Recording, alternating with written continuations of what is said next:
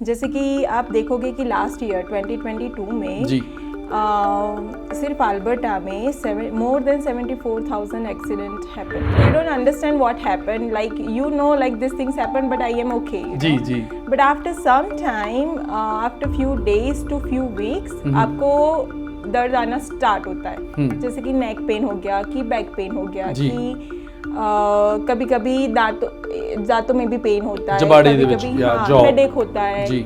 कभी कभी डिजीनेस हो जाता है, ये सारी चीज़ें आना स्टार्ट हो जाती है थोड़े टाइम के बाद। ਸ਼ੱਕ ਨਹੀਂ ਹੈ ਹਾਂ ਜਿੰਨੇ ਤੁਸੀਂ ਪੁਆਇੰਟ ਡਿਸਕਸ ਕੀਤੇ ਆ ਸਾਰੇ ਜਿਹੜੇ ਨੇ ਵਿਮਨ ਦਾ ਰੋਲ ਬਹੁਤ ਜ਼ਿਆਦਾ ਵੱਡਾ ਰੋਲ ਆ ਖਾਸ ਕਰਕੇ ਫੈਮਿਲੀ ਦੇ ਵਿੱਚ ਗੱਲ ਕਰੀਏ ਜਿਵੇਂ ਤੁਸੀਂ ਜ਼ਿਕਰ ਕੀਤਾ ਵੀ ਉਹਨਾਂ ਨੇ ਰੂਟੀਨ ਜਿਹੜੇ ਘਰ ਦੇ ਕੰਮ ਨੇ ਜਿਵੇਂ ਕਿਚਨ ਦੇ ਕੰਮ ਨੇ ਲਾਂਡਰੀ ਦੇ ਕੰਮ ਨੇ ਸਫਾਈ ਦੇ ਕੰਮ ਨੇ ਸਾਰੇ ਉਹ ਵੀ ਕਰਨੇ ਆ ਬੱਚਿਆਂ ਦੀ ਪਾਲਣ ਪੋਸ਼ਣ ਵੀ ਕਰਨਾ ਵਾ ਹਸਬੈਂਡ ਦੀ ਵੀ ਟੇਕ ਕੇਅਰ ਕਰਨੀ ਹੈ ਕੰਮ ਕਰ ਜੌਬ ਕਰਦੀ ਹੈ ਤਾਂ ਜੌਬ ਕਰਨੀ ਹੈ ਜੇ ਬਿਜ਼ਨਸ ਕਰਦੀ ਹੈ ਤਾਂ ਬਿਜ਼ਨਸ ਵੀ ਦੇਖਣਾ ਵਾ ਸੋ ਇੰਨੀਆਂ ਸਾਰੀਆਂ ਸਮੱਸਿਆਵਾਂ ਦੇ ਬਾਅਦ ਜਦੋਂ ਜ਼ਿਕਰ ਕਰਦੇ ਹਾਂ ਆਪਾਂ ਵੀ ਬੱਚੇ ਪੈਦਾ ਹੁੰਦੇ ਨੇ ਡਿਲੀਵਰੀਜ਼ ਹੁੰਦੀਆਂ ਨੇ ਬੈਕ ਪੇਨ ਦਾ ਸਾਹਮਣਾ ਕਰਨਾ ਪੈਂਦਾ ਪਰ ਇਹਦੇ ਉੱਪਰ ਅਗਰ ਐਕਸੀਡੈਂਟ ਹੋ ਜਾਂਦਾ ਵਾ ਤੇ ਉਹ ਜਿਹੜੀ ਪੇਨ ਆ ਮੈਨੂੰ ਲੱਗਦਾ ਉਹ ਮਲਟੀ ਫੁੱਲ ਹੋ ਜਾਂਦੀ ਹੈ ਰਾਈਟ ਵਰਡ ਯੂਜ਼ ਕੀਤਾ ਸੀ ਹਾਈਡਰੋਥੈਰੇਪੀ ਇਨ ਬਰੀਫ ਤੁਸੀਂ ਦੱਸੋਗੇ ਦਰਸ਼ਕਾਂ ਨੂੰ ਇਹ ਕਿਵੇਂ ਹੁੰਦੀ ਆ ਤੇ how it can help to heal the back pain तो उनके जो साइंस एंड सिम्टम्स है या लक्षण है वो समझना बहुत इंपॉर्टेंट है और उसके लिए थोड़ी स्पेशलिटी थोड़ी एक्स्ट्रा स्टडी चाहिए होती है जो हमने की हुई है जी तो हम कैसे आइडेंटिफाई करते हैं कि बच्चे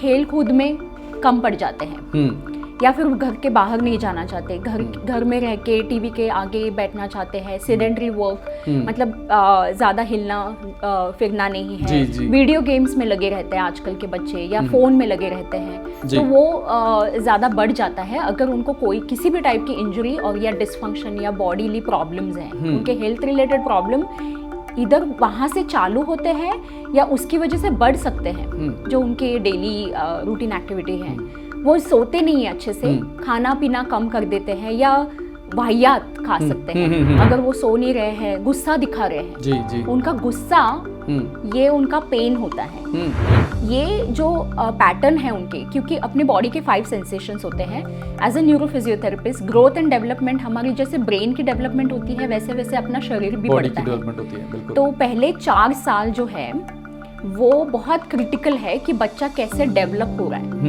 फिर वो खड़ा रह रहा है खड़े रहते वक्त गिर रहा है कि नहीं ये सब तो जस्ट मस्कुलोस्केलेटल प्रॉब्लम्स है कि जैसे कि सीधा खड़ा नहीं रह रहा है गिर रहा है तो फिर हमें पता चलता है कि प्रॉब्लम है पर कभी ये सोचा है कि बच्चा अकेले क्यों रह रहा है बच्चा यही क्यों खा रहा है ਪੰਜਾਬੀ ਨੈਸ਼ਨਲ ਟੈਲੀਵਿਜ਼ਨ ਤੇ ਆਪ ਜੀ ਦਾ ਸਵਾਗਤ ਹੈ ਜੀ ਮਨਜੀਤ ਸਿੰਘ ਫਿਰਮਨ ਵੱਲੋਂ ਆਪ ਜੀ ਨੂੰ ਪਿਆਰ ਭਰੀ ਸਤਿ ਸ਼੍ਰੀ ਅਕਾਲ ਸਲਾਮ ਨਮਸਤੇ ਦੋਸਤੋ ਅਸੀਂ ਇੱਕ ਸੈਗਮੈਂਟ ਸ਼ੁਰੂ ਕੀਤਾ ਸੀਗਾ ਹੈਲਥ ਐਂਡ ਫਿਟਨੈਸ ਔਰ ਪਿਛਲੇ ਐਪੀਸੋਡ ਦੇ ਵਿੱਚ ਅਸੀਂ ਪੇਨ ਇਨ ਜਨਰਲ ਦੇ ਉੱਪਰ ਗੱਲਬਾਤ ਕੀਤੀ ਸੀ ਅੱਜ ਪੇਨ ਨਾਲ ਰਿਲੇਟਡ ਕੁਝ ਹੋਰ ਮੁੱਦਿਆਂ ਦੇ ਉੱਪਰ ਗੱਲਬਾਤ ਕਰਾਂਗੇ ਤੇ ਸਾਡੇ ਸਟੂਡੀਓ ਵਿੱਚ ਪਹੁੰਚੇ ਨੇ ਸਾਡੇ ਕੋਲ ਸਪੈਸ਼ਲਿਸਟ ਸ਼ਿਵਾਂਗੀ ਪਟੇਲ ਜੀ ਉਹਨਾਂ ਦਾ ਸਵਾਗਤ ਕਰਦੇ ਹਾਂ ਸ਼ਿਵਾਂਗੀ ਜੀ ਵੈਲਕਮ ਜੀ ਆਇਆਂ ਨੂੰ थैंक यू मैं थैंक यू मुझे ये मंच देने के लिए मुझे इनवाइट करने के लिए यहाँ पे मैं इधर आई थी इमिग्रेंट के जैसे लाइक 2016 में और मैं इधर की रजिस्टर्ड फिजियोथेरापिस्ट हूँ कनाडा में एंड मैंने इंडिया में भी स्टडी की है सेम फिजियोथेरापी में एंड मैं उधर भी फिजियोथेरापिस्ट हूँ सो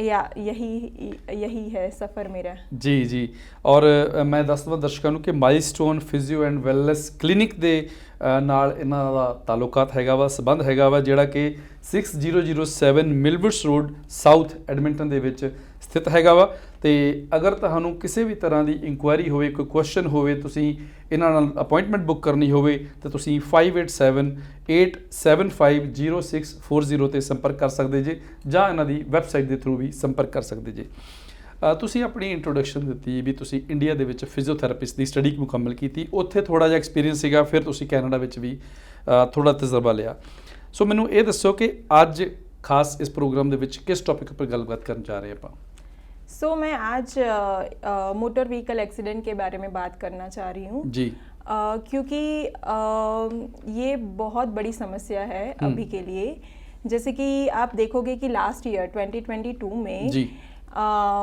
सिर्फ अल्बर्टा में more than 74,000 accident happen. 74,000. That's right, yes. So ये बहुत बड़ी समस्या है. जैसे और ज़्यादातर के विंटर टाइम इधर जैसे स्नो वगैरह होता है तो वहाँ पे उस टाइम पे बहुत ज़्यादा नंबर है.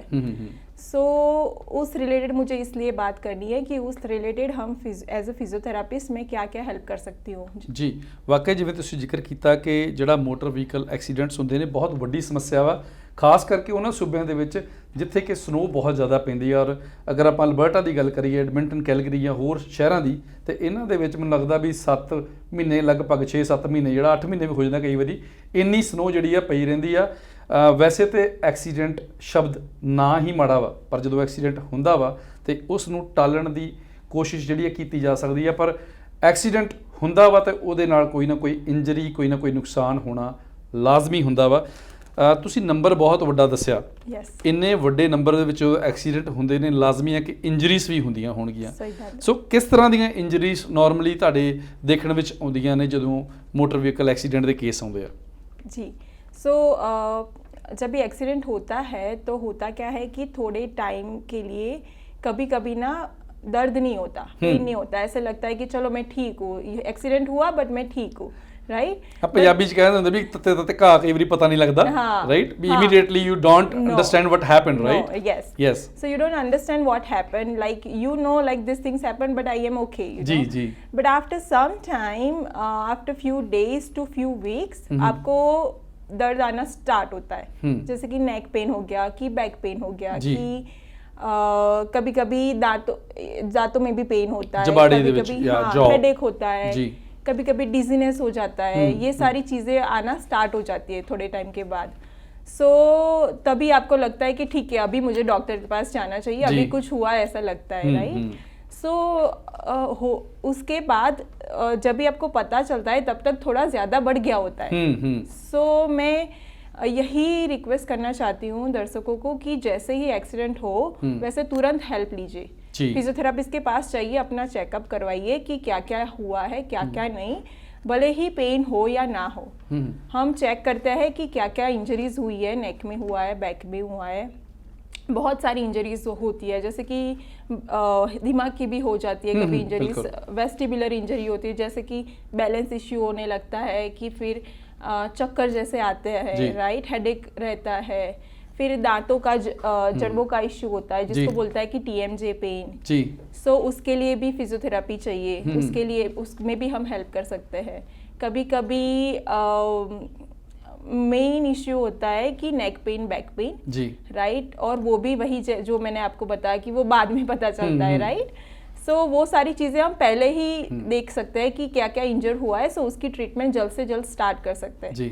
सो होता क्या है उससे कि जो कभी कभी लंबा चलने वाला ट्रीटमेंट थोड़े टाइम में अच्छा होने लगता है. बिल्कुल. ਤੇ ਇੱਕ ਮੈਨੂੰ ਸਵਾਲ ਦੱਸੋ, ਇਹ ਥੋੜਾ ਪੇਨ ਦੇ ਮੁੱਦੇ ਨਾਲੋਂ ਹਟ ਕੇ ਆ ਕਿ ਜਦੋਂ ਕਿਸੇ ਨੂੰ ਐਕਸੀਡੈਂਟ ਹੁੰਦਾ ਵਾ, ਪੇਨ ਉਹਨੂੰ ਫੀਲ ਹੁੰਦੀ ਆ, ਕੀ ਡਾਕਟਰ ਦੀ ਪ੍ਰਿਸਕ੍ਰਿਪਸ਼ਨ ਤੋਂ ਬਾਅਦ ਹੀ ਤੁਹਾਡੇ ਕੋਲ ਆ ਸਕਦੇ ਜਾਂ ਡਾਇਰੈਕਟ ਵੀ ਤੁਹਾਡੇ ਕੋਲ ਫਿਜ਼ੀਓਥੈਰੇਪਿਸਟ ਕੋਲ ਪਹੁੰਚ ਸਕਦੇ ਆ ਲੋਕ? ਨਹੀਂ, कनाडा में you can come directly to the physiotherapist as well, क्योंकि जैसे all registered physiotherapist are train to diagnose, like if there is any things that needs to go to the doctor, then we'll send them to the doctor. जी. So हम जानते हैं कि क्या क्या चीज़ assessment के दौरान देखने को मिलेगी. अगर ऐसी कोई चीज़ देखने को मिलती है देन हम उनको रेफ़र कर देते हैं डॉक्टर के पास. जैसे कि उनको दवाई चाहिए या फिर कोई रिपोर्ट करवाने का आया, या फिर ये डॉक्टर का ही मामला है, ये फिजियोथेरापी के स्कोप के बाहर की बात है, देन हम उनको भेज देते हैं. ठीक है. जो जब भी लगता है कि ये मस्कुलर इंजरी है या फिर लिगामेंट इंजरी है, ये सारी चीज़ों को हम ट्रीट कर सकते हैं, वो सारी चीज़ें फिर हम ट्रीट करना स्टार्ट कर देते हैं. जी. शिवांगी जी, ਤੁਸੀਂ ਦੱਸਿਆ ਕਿ ਜਦੋਂ ਮੋਟਰ ਵਹੀਕਲ ਐਕਸੀਡੈਂਟ ਹੁੰਦੇ ਨੇ ਕਈ ਤਰ੍ਹਾਂ ਦੀਆਂ ਇੰਜਰੀਜ਼ ਜਿਹੜੀਆਂ ਨੇ ਹੋ ਸਕਦੀਆਂ ਨੇ, ਪਰ ਮੈਂ ਇੱਕ ਨਾ ਰਿਸਰਚ ਦੇਖ ਰਿਹਾ ਸੀਗਾ ਕੈਨੇਡੀਅਨ ਫਿਜ਼ੀਓਥੈਰੇਪਿਸਟ ਐਸੋਸੀਏਸ਼ਨ ਵੱਲੋਂ.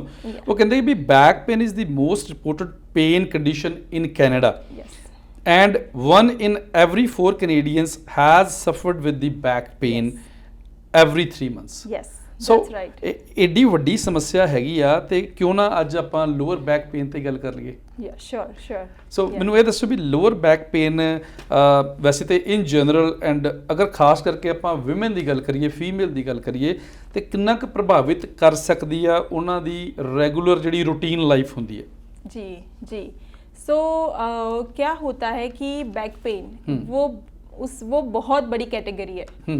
बैक पेन का रीज़न इतना बड़ा है कि वो आज इतने में बात हो ही नहीं सकती। So the woman, specially in woman, क्योंकि वो बहुत हार्ड वर्किंग है, राइट? उनको जब आप देखते हो सुबह से उठ के बस वुमन वही करती है, दौड़ती है, भागती है, जॉब पे जाना, बिजनेस चलाना, बच्चों को संभालना, राइट? वो सारी चीज़ें, और रात तक घर को संभालना, उसमें उनकी बॉडी बहुत सारी एनर्जी यूज़ होती है ना जी। और क्या होता है कि फीमेल में और भी क्वालिटीज़ है, जैसे कि लाइक फीमेल में और भी उन लोगों को करना होता है, जैसे कि प्रेगनेंसी, डिलीवरीज, ये सारी चीज़ें हैं, right? Part of their life, part of the life.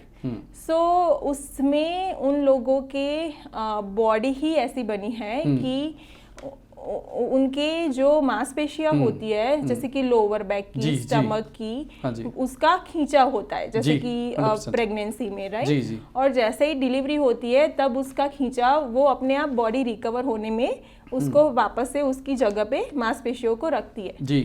But इसी वजह से वो पेन में रहती है प्रेगनेंसी के दौरान, डिलीवरी के बाद, है ना? और होता क्या Even है कि I would say, sorry to interrupt you, ਜਿਹੜੇ ਆਪਣੇ ਰੈਗੂਲਰ ਵਿਮਨ ਨੂੰ ਪੀਰੀਅਡਸ ਆਉਂਦੇ ਨੇ every month, that cause back pain too. Yes. That's like a cramps, right? It's like a muscular cramps as well, right?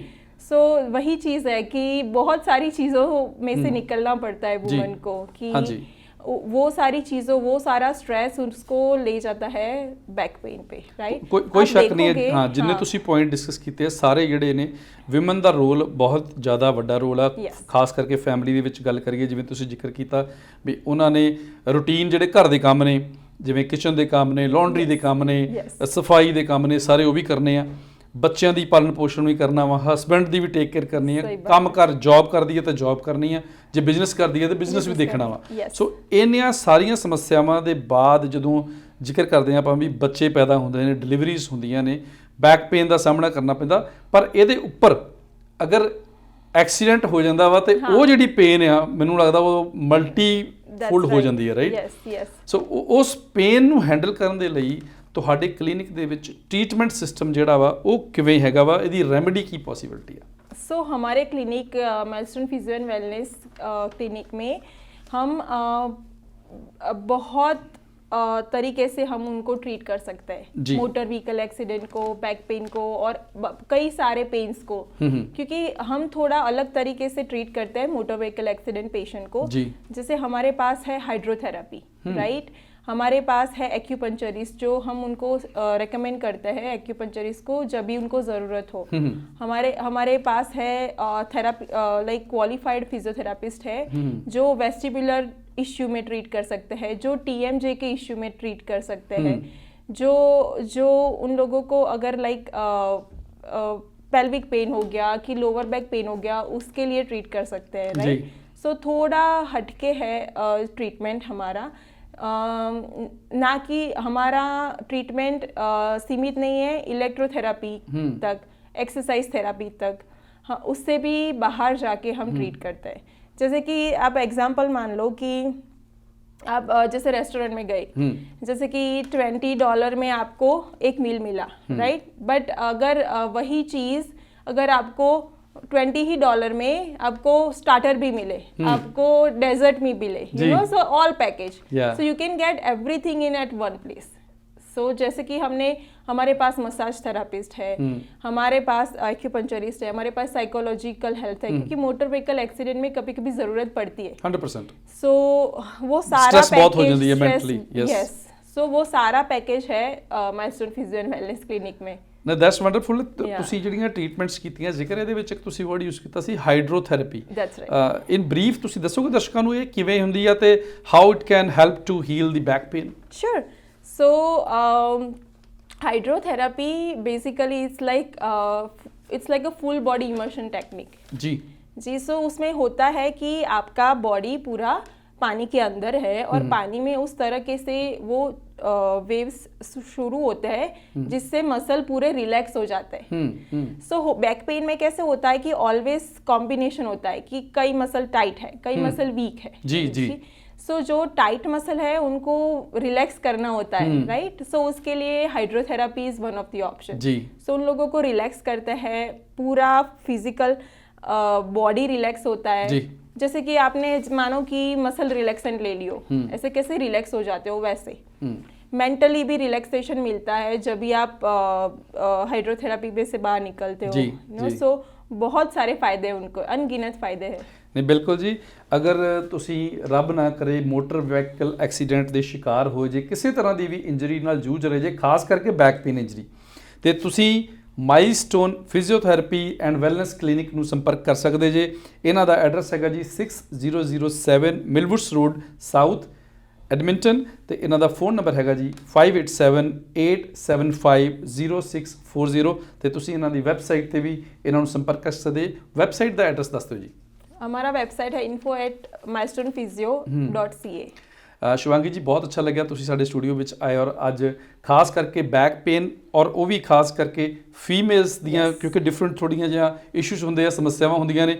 बहुत वधिया लग्या गलबात करके और आस करते हैं भी दर्शकों को भी ये जानकारी जिहड़ी आ वो फायदेमंद लगी होगी। बहुत बहुत धन्यवाद जी। Thank you. और तुसी किते ना जाना जी, ब्रेक तो बाद जल्द हाजिर होने आ एक होर गैस्ट दे नाल।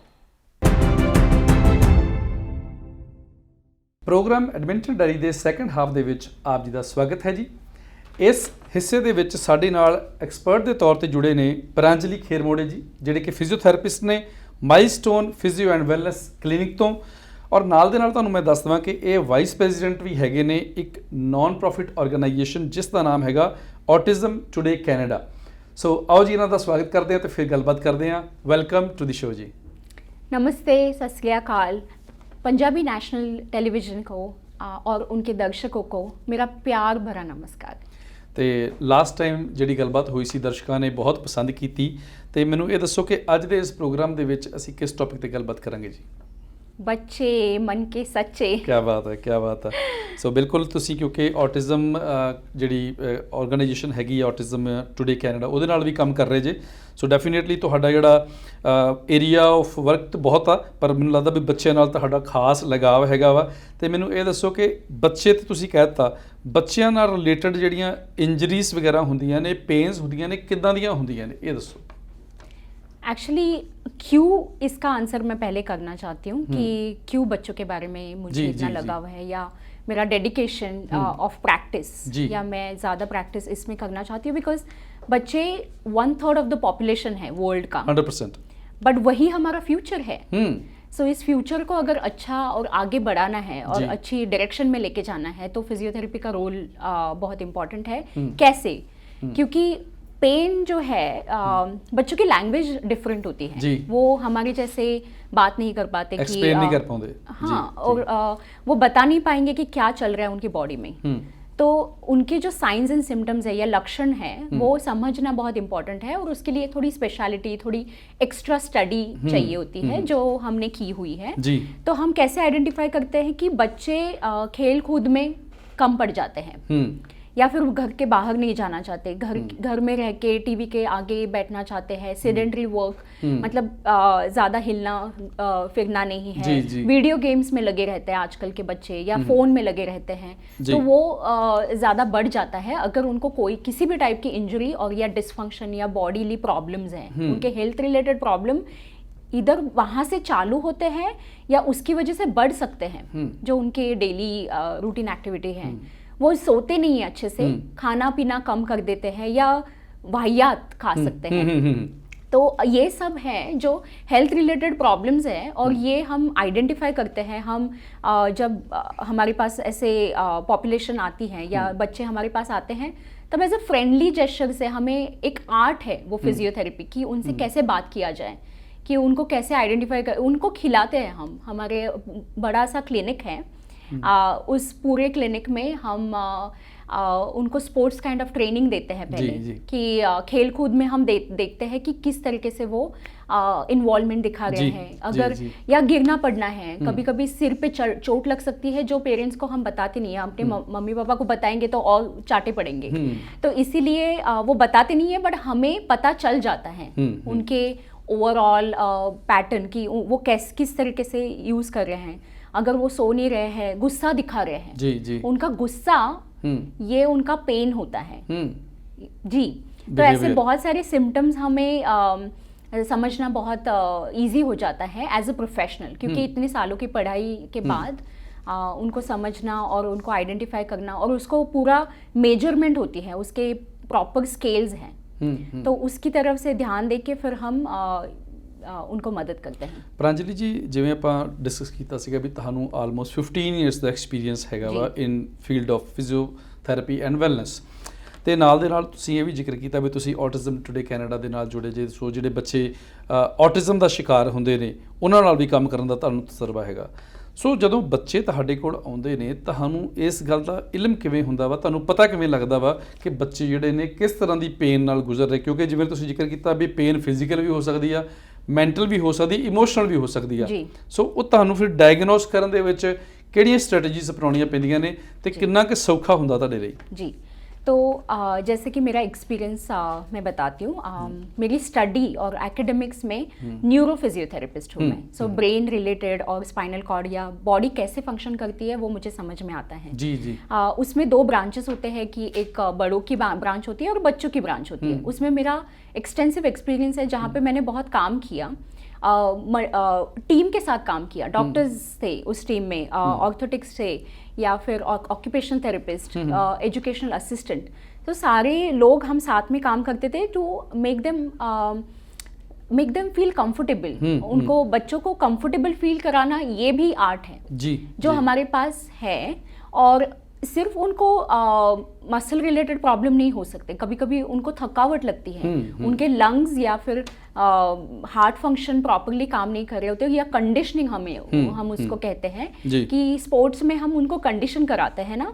तो अगर वो ज़्यादा थक रहे हैं या किसी कंपटीशन में पीछे हट रहे हैं या कोई स्पोर्ट में पार्टिसिपेशन नहीं कर रहे, टेम्पर टैंट्रम्स दिखाते हैं, मतलब कि गुस्सा आता है उन्हें कि आप क्यों मुझे बोल रहे हो, बट उनका पेन जो है या दर्द है, ये जो इमोशनल है या फिजिकल है, वो इतना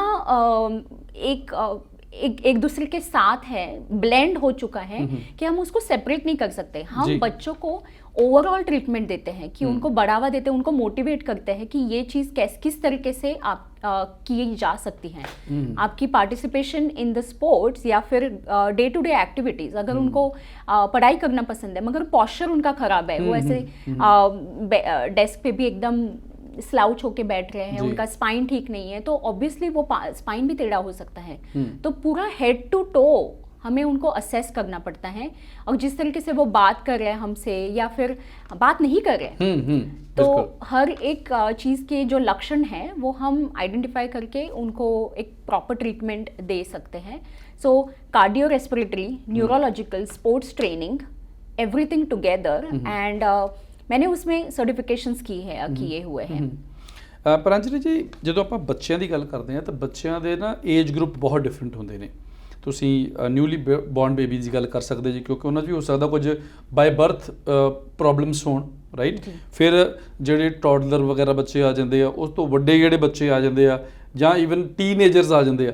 ਹਰੇਕ ਗਰੁੱਪ ਦੇ ਬੱਚਿਆਂ ਦੀਆਂ ਜਿਹੜੀਆਂ ਪ੍ਰੋਬਲਮਸ ਨੇ ਉਹ ਡਿਫਰੈਂਟ ਹੋਣਗੀਆਂ, ਉਹਨਾਂ ਦਾ ਐਕਸਪ੍ਰੈਸ ਕਰਨ ਦਾ ਤਰੀਕਾ ਡਿਫਰੈਂਟ ਹੋ ਸਕਦਾ ਵਾ।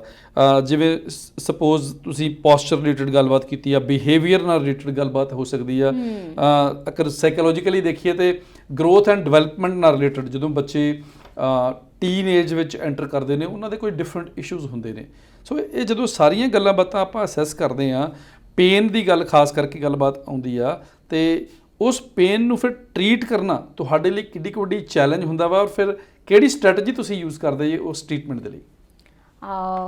उनके मम्मी पापा और पेरेंट्स या उनके माता पिता सबसे ज़्यादा एंकरिंग पॉइंट मुझे लगते हैं।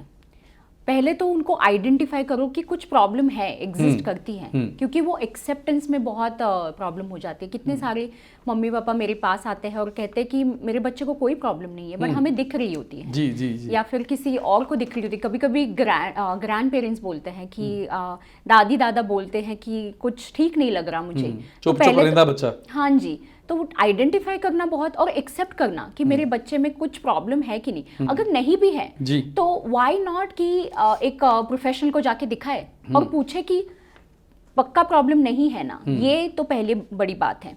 दूसरा है कि जब उनको अगर बिहेवियरल प्रॉब्लम्स हैं, गुस्सा कर रहे हैं या डिप्रेस रह रहे हैं, अकेले अकेले रह रहे हैं, अपने रूम में जाके खाना खा रहे हैं, सबके साथ बैठ के खाना नहीं खा रहे, रिलेटिव्स के साथ घूमना फिरना पसंद खुल के गलबात नहीं करते, बिल्कुल। और अगर शोर शराबा पसंद नहीं है, कान पे हाथ रख रहे हैं, या फिर किसी पर्टिकुलर फूड में भी है ऐसे कि ये करारी चीज़ें ही खाना, मतलब चिप्स खाना ज़्यादा पसंद है, तो ये जो पैटर्न है उनके, क्योंकि अपने बॉडी के 5 सेंसेशंस होते हैं।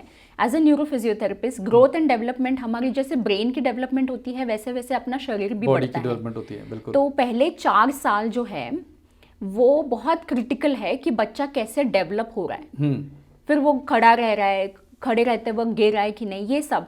तो जस्ट मस्कुलोस्केलेटल प्रॉब्लम्स है कि जैसे कि सीधा खड़ा नहीं रह रहा है, गिर रहा है, तो फिर हमें पता चलता है कि प्रॉब्लम है।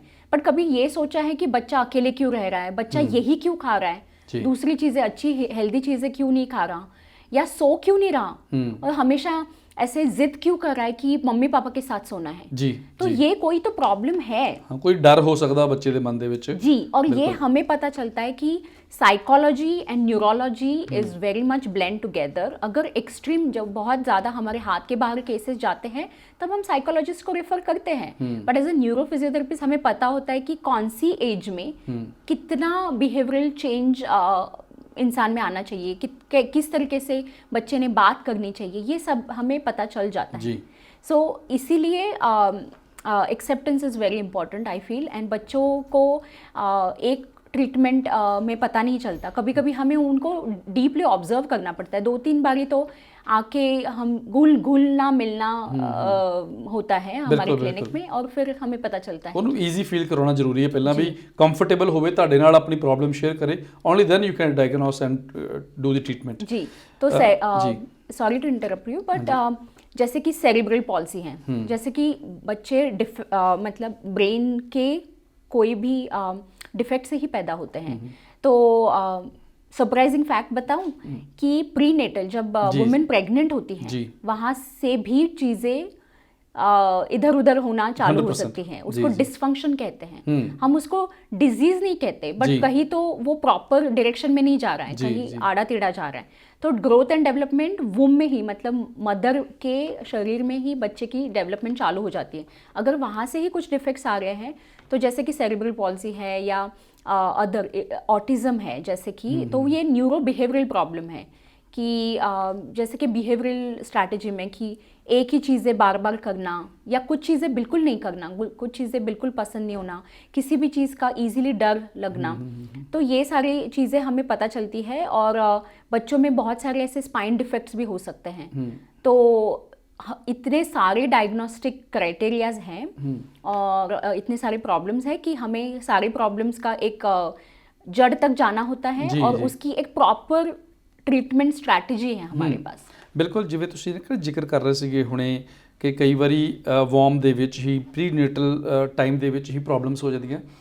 ਮੈਂ ਆਬਜ਼ਰਵੇਸ਼ਨ ਕੀਤੀ ਹੈ ਖਾਸ ਕਰਕੇ ਜਿਹੜੀਆਂ ਵੈਸਟਰਨ ਕੰਟਰੀਜ਼ ਨੇ, ਕੈਨੇਡਾ, ਅਮਰੀਕਾ ਜਾਂ ਹੋਰ ਯੂਰਪੀਅਨ ਕੰਟਰੀਜ਼ ਦੇ ਵਿੱਚ, ਜਿੱਥੇ ਕਿ ਖਾਸ ਕਰ ਵਿਮਨ ਦੇ ਵਿੱਚ ਸਮੋਕਿੰਗ ਤੇ ਡਰਿੰਕਿੰਗ ਹੈਬਿਟਸ ਬਹੁਤ ਜ਼ਿਆਦਾ ਨੇ, ਔਰ ਸਪੈਸ਼ਲੀ ਜਦੋਂ ਪ੍ਰੈਗਨੈਂਸੀ ਹੁੰਦੀ ਆ ਤੇ ਉਹ ਆਪਣੇ ਆਪ ਨੂੰ ਰੋਕ ਨਹੀਂ ਪਾਉਂਦੇ, still they are smoking and drinking, ਤੇ ਉਹ ਚੀਜ਼ ਦਾ ਬੱਚਾ ਜਿਹੜਾ ਪੈਦਾ ਹੋਣ ਵਾਲਾ ਉਹਦੀ ਫਿਜ਼ੀਕਲ ਹੈਲਥ ਤੇ ਮੈਂਟਲ ਹੈਲਥ ਤੇ ਕਈ ਵਾਰੀ ਬਹੁਤ ਜ਼ਿਆਦਾ ਅਸਰ ਹੋ ਜਾਂਦਾ। ਹੁਣ ਮੇਰਾ ਅਗਲਾ ਕੁਐਸਚਨ ਤੁਹਾਡੇ ਤੋਂ ਇਹ ਆ ਕਿ ਇਹ ਜਿੰਨੀਆਂ ਵੀ ਸਮੱਸਿਆਵਾਂ ਦਾ ਆਪਾਂ ਜ਼ਿਕਰ ਕੀਤਾ ਵਾ, ਭਾਵੇਂ ਉਹ ਇੱਕ ਛੋਟਾ ਬੱਚਾ ਵਾ ਜਾਂ ਇੱਕ ਟੀਨਏਜਰ ਹੈ ਜਾਂ ਮਿਡਲ ਏਜ ਵਾਲਾ ਵਾ, ਇਹਨਾਂ ਦੇ ਲਈ ਫਿਜ਼ੀਓਥੈਰੇਪਿਸਟ ਜਿਹੜਾ ਵਾ ਜਾਂ ਫਿਜ਼ੀਓਥੈਰੇਪੀ ਕਿਵੇਂ ਹੈਲਪਫੁਲ ਹੋ ਸਕਦੀ ਹੈ ਇਹਨਾਂ ਸਾਰੀਆਂ ਸਮੱਸਿਆਵਾਂ ਦੇ ਹੱਲ ਦੇ ਲਈ? ਜੀ, मेरे न्यूरो डेवलपमेंटल टेक्निक्स ऐसे करके एक सर्टिफिकेशन है जो मैंने की हुई है। इट्स एक्सटेंसिव कोर्स जी। और दूसरी चीज़ है कि सेंसरी मोटर ट्रेनिंग जिसको बोलते हैं कि सेंसरी प्रोसेसिंग प्रॉब्लम, जैसे मैंने ये सारे सिम्टम्स बोले कि खाना पीना, खेलना कूदना, बिहेवियरल प्रॉब्लम्स, मतलब गुस्सा आना या चुप रहना, बात नहीं करना या बात नहीं एग्रेसिव हो जाना गया, या फिर एक्सप्रेस नहीं कर पाना कि उनको, और जैसे कि एंग्जाइटी है, डरे रहते हैं, तो ये सारी, या थकावट लगती है, जैसे कि अस्थमा भी हो सकता है या लंग्स उनके प्रॉपरली डेवलप नहीं है, तो या स्पाइन टेढ़ा है या बैठ नहीं पा रहे हैं या टोनलेस है, गिरते पड़ते रहते हैं, कोई भी स्पोर्ट्स में ज़्यादातर चोट ज़्यादा लगती है उनको। तो एक ਮੈਨੂੰ ਹੋਰ ਪੁਆਇੰਟ ਲੱਗਦਾ ਕਈ ਵਾਰੀ ਹੋ ਸਕਦਾ ਉਹਨਾਂ ਦੀ ਜਿਹੜੀ ਲਰਨਿੰਗ ਪ੍ਰੋਸੈਸ ਹੈ ਉਹ ਵੀ ਸਲੋ ਹੋ ਸਕਦਾ due to their any physical ਔਰ mental I wouldn't say illness, maybe something ਕਿ ਹਾਂ ਵੀ ਉਹਨਾਂ ਦੇ ਵਿੱਚ ਕੋਈ ਪ੍ਰੋਬਲਮ ਚੱਲ ਰਹੀ ਹੈ ਉਹਨਾਂ ਦੀ ਲਰਨਿੰਗ ਦੇ ਵਿੱਚ। या एकेडमिकली स्लो हो सकते हैं, बट कभी कभी तो ये भी है ना कि उसको कभी कभी मेरे पास कितने सारे बच्चे आए हैं जिनको पूरा हेड टू टो असेसमेंट के बाद मैंने उनके मम्मी पापा को बोला उनको कोई प्रॉब्लम नहीं है, कि वो करना नहीं चाहते वो चीज़, बस उनका एक बिहेवियरल पैटर्न है। अभी उसको चेंज करना है तो ऑब्वियसली पेरेंट को इधर, अगर बहुत ज़्यादा प्रॉब्लम है तो साइकोलॉजिस्ट के पास जाना पड़ता है। उनको टेक्निकली कोई प्रॉब्लम नहीं होता है, मगर उनको एक उनका बिहेवियरल पैटर्न हो सकता है, स्वभाव है, इमोशनल ट्रीटमेंट दी कई बार लोड होती है। जी, तो हम बोल देते हैं कि फिजियोथेरेपी से नहीं होगा बट साइकोलॉजी से हो सकता है। But again there is always a part कि फिजियोथेरेपी में एक्टिविटीज हम कराते हैं, राइट? खेल कूद से किसको अच्छा नहीं लगता, बताइए, आपको अच्छा लगता है? बिल्कुल बिल्कुल। तो खेल कूद से ऐसे होता है कि बॉडी का ब्लड सर्कुलेशन बढ़ता है, और जो अपने ब्लड सर्कुलेशन से दिमाग भी ज़्यादा फास्ट चलना लगता है। 100%। जब जैसे कि आप बोल रहे थे कि एडिक्शन, मदर्स में जो एडिक्शन होता है या अल्कोहलिज्म जैसे आपने कहा, बट इससे भी आपको खतरनाक चीज़ें मैं बताती हूँ कि अगर प्रेगनेंसी में बहुत ज़्यादा एक्टिव नहीं है अगर औरत, और एकदम बैठी ही रहती है, बिल्कुल, या कुछ ज़्यादा काम नहीं इसमें पार्टिसिपेट नहीं कर पाती, या फिर उनको कोई और चीज़ें मेडिकल रिलेटेड इश्यूज है या साइकोलॉजिकल भी इश्यूज है, या फिर स्ट्रेस, फैमिली के स्ट्रेस है, एंग्जाइटी, तो उसकी वजह से क्या होता है कि ग्रोथ रिटार्डेड हो जाती है कि मदर के वूम में ही। बिल्कुल। तो ये अवॉइड करना बहुत इंपॉर्टेंट है। मुझे लगता है कि अगर एक नेक्स्ट जनरेशन को हमें आगे बढ़ाना है और उनको अलग डायरेक्शन में, अच्छी डायरेक्शन में लेके जाना है, और आर्टिफिशियल इंटेलिजेंस को थोड़ा रुकाव देना है, तो मुझे लगता है कि किड्स को अगर प्लान करते हो आप, तो प्रेगनेंसी को बहुत सीरियसली लेना चाहिए। वो हम नेक्स्ट एपिसोड में बोल सकते हैं, बट बच्चे वहाँ से ही आते हैं, तो ओरिजिन को पहले तो क्लीन करना चाहिए। जब बच्चे पैदा होते हैं उसके बाद घर का भी एटमॉस्फेयर चेंज होना चाहिए, हेल्दी एटमॉस्फेयर के, मतलब एक स्माइल से इंसान ठीक हो सकता है। अगर ਤਾਂ ਹੀ ਕਹਿੰਦੇ ਜੀ ਜਦੋਂ ਲੇਡੀ ਪ੍ਰੈਗਨੈਂਟ ਹੁੰਦੀ ਹੈ ਤੇ ਉਸ ਨੂੰ ਇਹੋ ਜਿਹਾ ਮਾਹੌਲ ਘਰ ਦੇ ਵਿੱਚ ਦਿਓ ਵੀ ਖੁਸ਼ ਰਵੇ, ਰਾਈਟ? ਉਹਦੇ ਲਾਗੇ ਤੁਸੀਂ ਪਾਠ ਪੂਜਾ ਕਰੋ, ਗੁਰਬਾਣੀ ਕਰੋ, ਤਾਂ ਕਿ ਬੱਚਾ ਜਿਹੜਾ ਵਾ ਉਹਦੀ ਵੀ ਹੈਲਥ ਜਿਹੜੀ ਅੱਛੀ ਹੋਵੇ, ਉਹਦੀ ਜਿਹੜੀ ਮੈਂਟਲ ਸਟੇਜ ਆ ਉਹ ਵੀ ਇੰਪਰੂਵ ਹੋਵੇ। ਤੇ ਮੈਂ ਆਪਣੇ ਦਰਸ਼ਕਾਂ ਨੂੰ ਦੱਸ ਦੇਣਾ ਵਾਂ ਕਿ ਪ੍ਰਾਂਜਲੀ ਹੁਣਾਂ ਦਾ ਜਿਵੇਂ ਕਿ ਸਪੈਸ਼ਲਾਈਜੇਸ਼ਨ ਹੈਗੀ ਆ ਫਿਜ਼ੀਓਥੈਰੇਪੀ ਦੇ ਨਾਲ ਇਹ ਆਟਿਜ਼ਮ ਦੇ ਵੀ ਕੰਮ ਕਰਦੇ ਆ। ਬੱਚਿਆਂ ਦੀਆਂ ਜਿੰਨੀਆਂ ਵੀ ਸਮੱਸਿਆਵਾਂ ਨੇ ਉਹਨਾਂ ਨੂੰ ਸਾਈਕੋਲੋਜੀਕਲੀ ਅੰਡਰਸਟੈਂਡ ਕਰਨਾ, ਡਾਇਗਨੋਸ ਕਰਨਾ ਤੇ ਉਹਦੀ ਟ੍ਰੀਟਮੈਂਟ, ਇਹ ਸਾਰੀਆਂ ਮਸਲਿਆਂ ਦਾ ਹੱਲ ਇਹਨਾਂ ਦੇ ਕੋਲ ਹੈਗਾ ਵਾ। Milestone physio and wellness centre ਤੇ ਤੁਸੀਂ ਇਹਨਾਂ ਨੂੰ ਕੰਟੈਕਟ ਕਰ ਸਕਦੇ ਜੇ। ਐਡਰੈਸ ਹੈਗਾ ਜੀ ਇਹਨਾਂ ਦਾ 6007 ਮਿਲਵੁਡਸ ਰੋਡ ਸਾਊਥ, ਤੇ ਨਾਲ ਦੇ ਨਾਲ ਇਹਨਾਂ ਦਾ ਫੋਨ ਨੰਬਰ ਵੀ ਦੱਸ ਦਿੰਦਾ ਤੁਹਾਨੂੰ 5877850640। ਤੇ ਇੱਕ ਵਾਰੀ ਆਪਣੀ ਵੈਬਸਾਈਟ ਦੱਸ ਦਿਓ ਜੀ ਅਗਰ ਕਿਸੇ ਨੇ ਆਨਲਾਈਨ ਤੁਹਾਡੇ ਨਾਲ ਅਪਾਇੰਟਮੈਂਟ ਬਣਾਉਣੀ ਹੋਵੇ। www.milestonphysicaltherapy.ca। ਤੇ ਵੈਸੇ ਜਦੋਂ ਵੀ ਤੁਸੀਂ ਸਟੂਡੀਓ ਵਿੱਚ ਆਉਂਦੇ ਜੀ, पेन ਨਾਲ ਰਿਲੇਟਡ ਜਾਂ ਹੋਰ ਜਿਹੜੀਆਂ ਫਿਜ਼ੀਕਲ ਔਰ ਮੈਂਟਲ ਔਰ ਸਾਈਕੋਲੋਜੀਕਲ ਇਸ਼ੂਜ਼ ਹੁੰਦੇ, ਗੱਲਬਾਤ ਕਰਦੇ ਬਹੁਤ ਵਧੀਆ ਲੱਗਦਾ। ਸਾਡੇ ਦਰਸ਼ਕਾਂ ਨੂੰ ਮੈਨੂੰ ਲੱਗਦਾ ਵੀ ਕਾਫੀ ਫਾਇਦਾ ਲੱਗਦਾ ਹੋਵੇਗਾ। ਆਉਣ ਵਾਲੇ ਐਪੀਸੋਡ ਵਿੱਚ ਫਿਰ ਤੁਹਾਡੇ ਨਾਲ ਮੁਲਾਕਾਤ ਹੋਵੇਗੀ ਕਿਸੇ ਹੋਰ ਮੁੱਦੇ ਦੇ ਨਾਲ। ਤਦ ਤੱਕ ਲਈ ਬਹੁਤ ਬਹੁਤ ਸ਼ੁਕਰੀਆ, ਧੰਨਵਾਦ ਤੁਹਾਡਾ। ਨਮਸਤੇ। ਸੋ ਇਹ ਸਨ ਜੀ ਪ੍ਰਾਂਜਲੀ, ਜਿਹੜੇ ਕਿ ਮਾਈਲਸਟੋਨ ਫਿਜ਼ੀਓਥੈਰੇਪੀ ਤੋਂ ਹੈ, ਔਰ ਇਹਨਾਂ ਨਾਲ ਗੱਲਬਾਤ ਮੈਨੂੰ ਅੰਦਾਜ਼ਾ ਹੋਵੇ ਕਿ ਤੁਹਾਨੂੰ ਪ੍ਰੋਗਰਾਮ ਬਹੁਤ ਪਸੰਦ ਆਇਆ ਹੋਵੇਗਾ। ਆਉਣ ਵਾਲੇ ਐਪੀਸੋਡ ਵਿੱਚ ਕੁਝ ਹੋਰ ਦਰਸ਼ਕਾਂ ਨਾਲ ਤੁਹਾਡੀ ਮੁਲਾਕਾਤ ਕਰਾਵਾਂਗੇ। ਤਦ ਤੱਕ ਮਨਜੀਤ ਸਿੰਘ ਫਿਰਮਾ ਨੂੰ ਦਿਓ ਜੀ ਇਜਾਜ਼ਤ। ਧੰਨਵਾਦ।